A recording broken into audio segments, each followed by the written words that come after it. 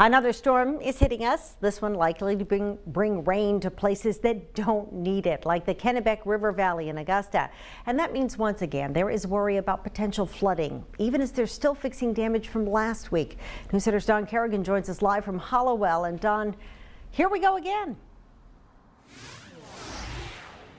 Yeah, we hope not, of course. Cindy, we're on Front Street in downtown Hollowell. A week ago, this street was full of water. And they're worried that it could happen again because that flooding was caused by an ice jam that is still out there in the Kennebec River. The fear is that if we get a lot of rain tomorrow and warm temperatures, there could be problems. The ice jam basically hasn't moved in a week. It still stretches more than a half mile along the river. And while there is a little bit of open water just above Gardner, the jam has much of the river locked up.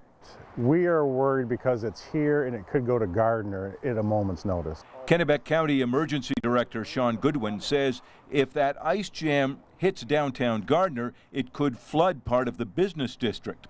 One reason the Coast Guard is planning to break ice on the Kennebec this week, more than a month earlier than usual.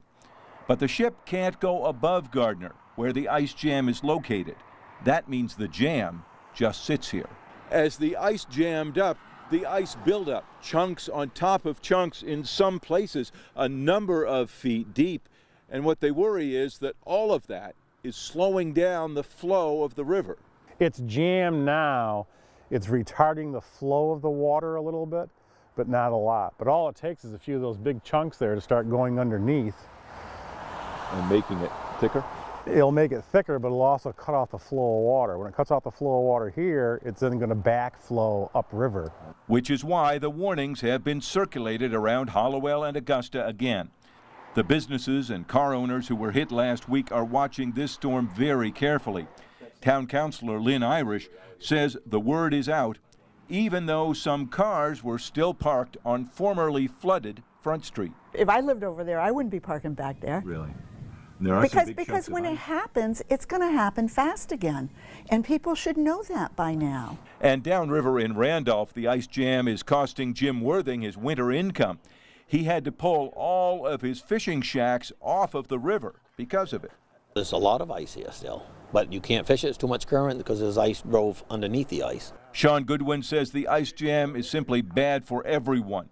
They all hope to get through this latest storm with no more flooding problems, and hope those ice chunks will then start to break up and float away.